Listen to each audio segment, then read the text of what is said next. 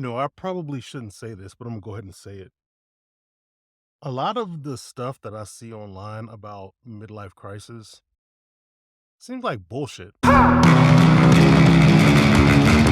The concept that just because you reach a certain age or because you have certain experiences and that puts you in a crisis is, in my opinion, kind of ridiculous.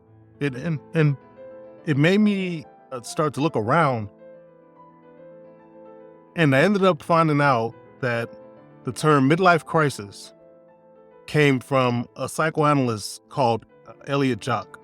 And the funny thing about psychoanalysts is they have been historically known to have interesting, not bad or good, but interesting opinions about midlife and aging.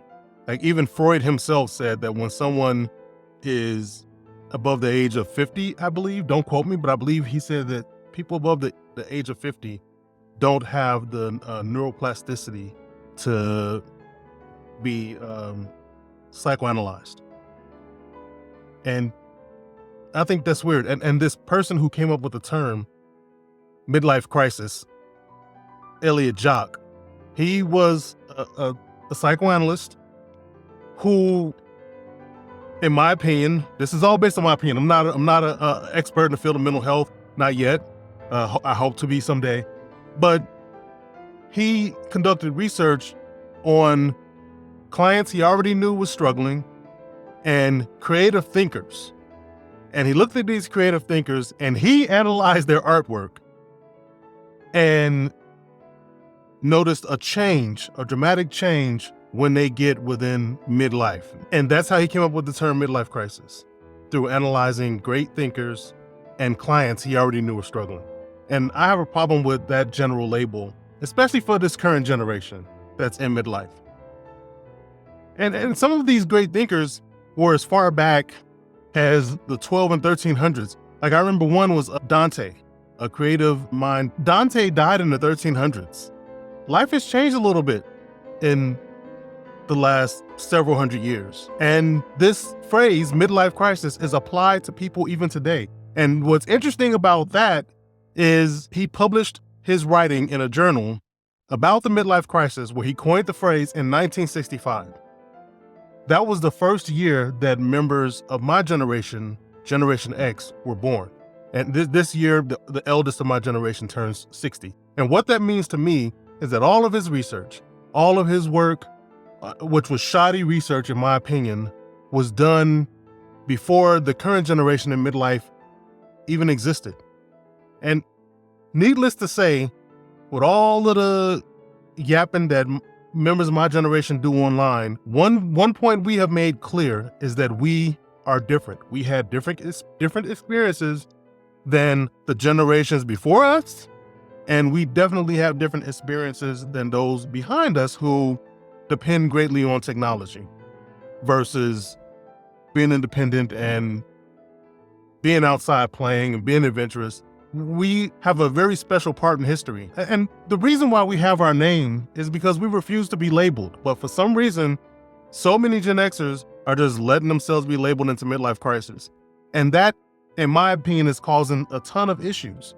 There's a theory called labeling theory, where if someone puts a label on you, you're going to do, there's a multitude of things, but a couple of things you will do is you will either resist it or you will go with it and try to conform to it. I believe we have too many people trying to conform to it. The things that we go through in midlife is not a crisis, it's a realignment. It's you've done things for half your life and you want to do something different. You have passions that have been put on the back burner for a while. You want to give those a try. You are in stagnant relationships, some midlifers must admit, and they want to move on from stagnant relationships. For some reason, Elliot Jock came up with this phrase coming from a field that focuses mainly on unconscious thought and early development. And he came up with a phrase labeling the least researched part of human development. Someone in the mental health field, especially someone who is maybe a psychologist or a psychiatrist that specializes in developmental psychology or lifespan development, will tell you that among all of the portions of life that are researched, midlife is researched the least. There are people that have never studied in the mental health field or been in the mental health field that are out there giving advice on the midlife crisis. The scariest part to me is I wonder how many serious mental challenges were people facing that ended up being trivialized because they just thought it was just a phase. It's just a midlife crisis. It's just a phase. Like something where a real mental health professional should help them, where they should go to someone to get real help.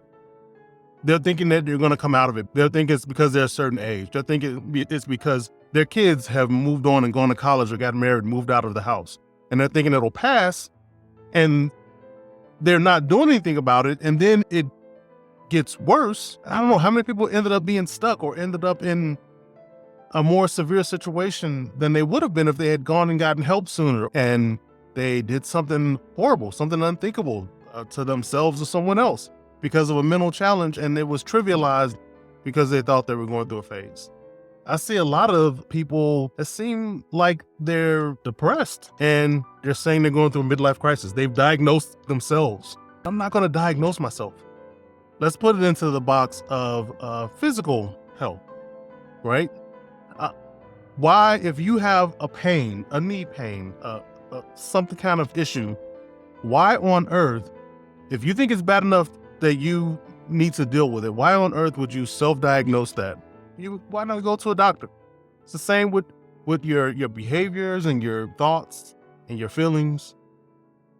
If it's bad enough that it is interfering with your everyday life, you don't go to YouTube and listen to someone who's never studied anything in the field of mental health talking about a midlife crisis. This is what you should do for a midlife crisis. And a lot of them seem like they're just parroting each other. And that bothers me because it's reckless just to repeat something that someone else has done or said. And if you're not an expert in the field, why are you just jumping into that? Like, I wonder how many people know that talk about a midlife crisis, know that someone came up with it who did shoddy research. I've said that before, I'll say it again. I don't believe it was good research.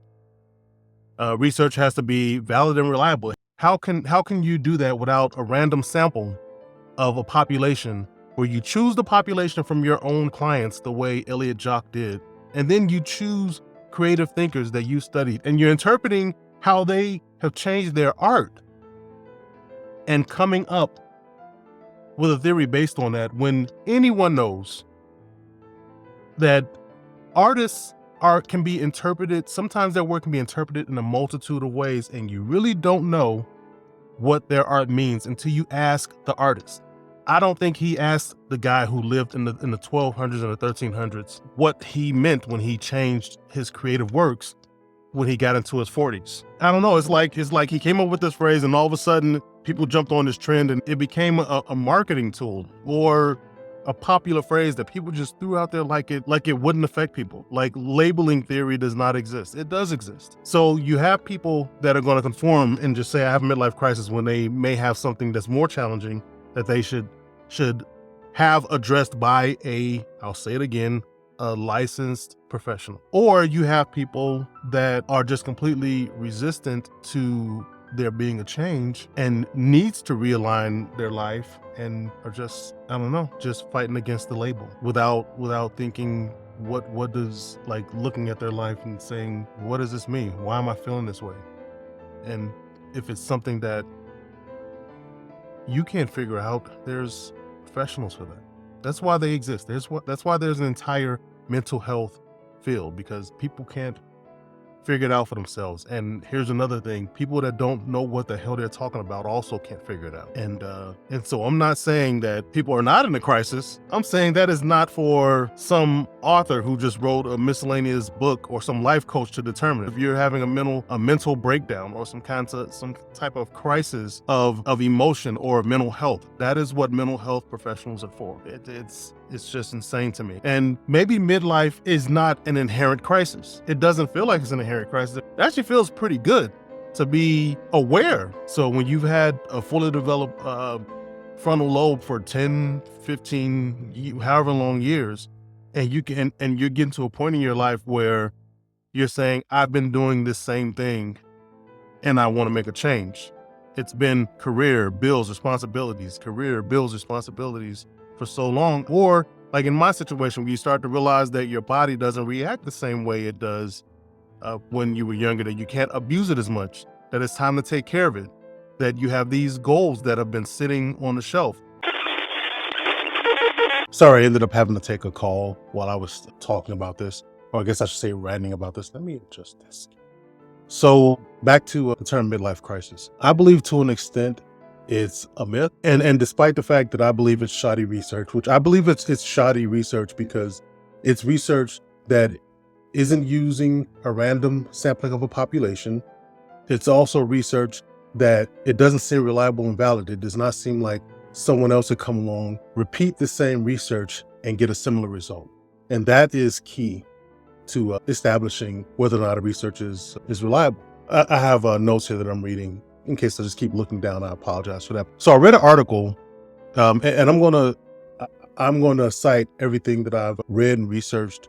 Also, I must say I'm probably mispronouncing Elliot Jock's name. It could be Elliot Jack, but Jock, especially in the area that where the name could possibly be French in origin, I figured it would be Jock. It's Jacqueus. Well, anyway, there's a great article written in the Harvard Business Review by Carlos Stringer and Ari Rudenberg.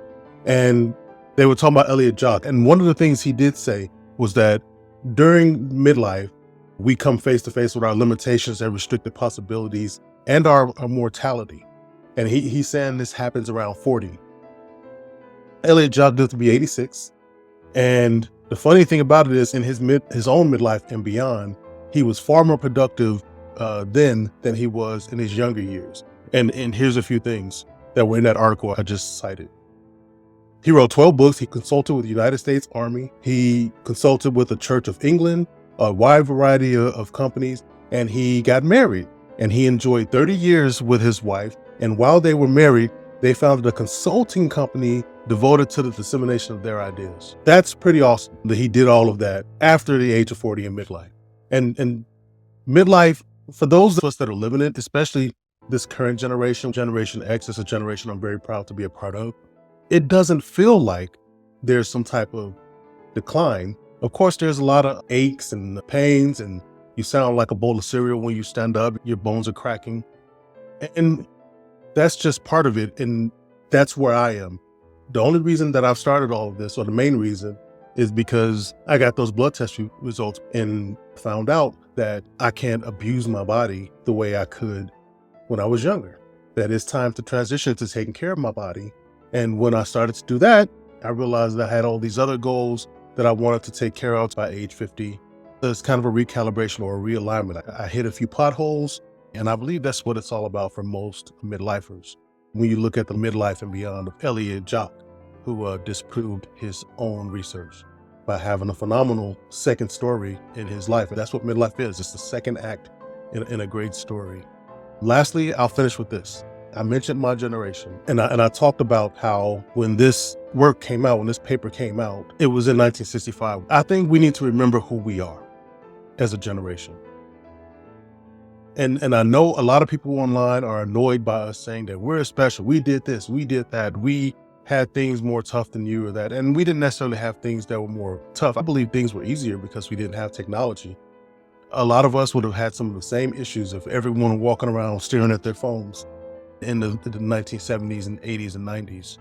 That being said, we are historically a very special generation.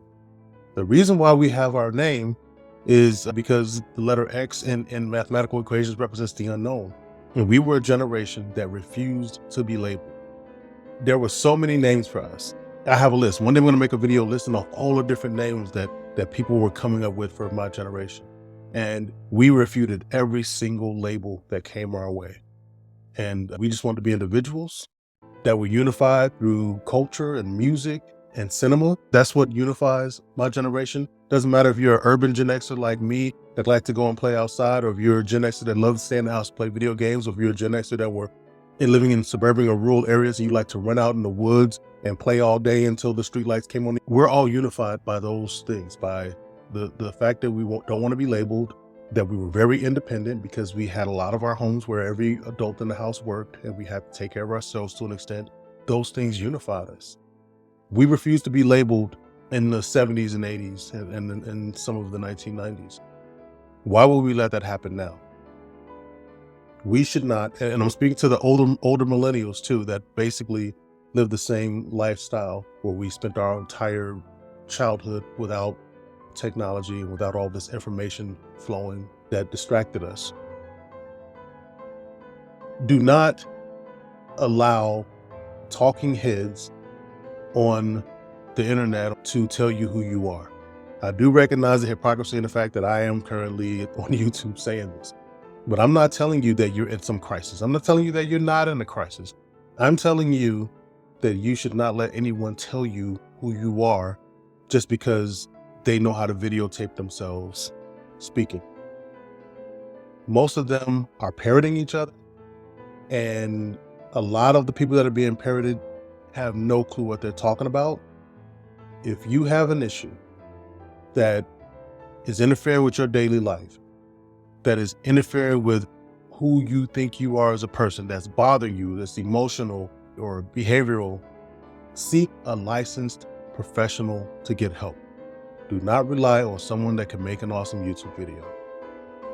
I admire some of those people because I am in the stage of YouTube where I'm making crappy YouTube videos, and they make great videos that are well lit and they have everything done very well.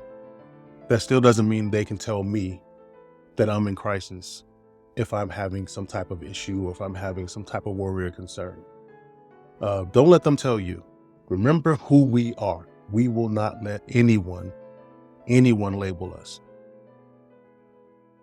There's people that are educated and trained and licensed and liable that can help you. Liable if they tell you the wrong things, if they prescribe the wrong tasks or medication. They are the people that you should go to because they are prepared to help.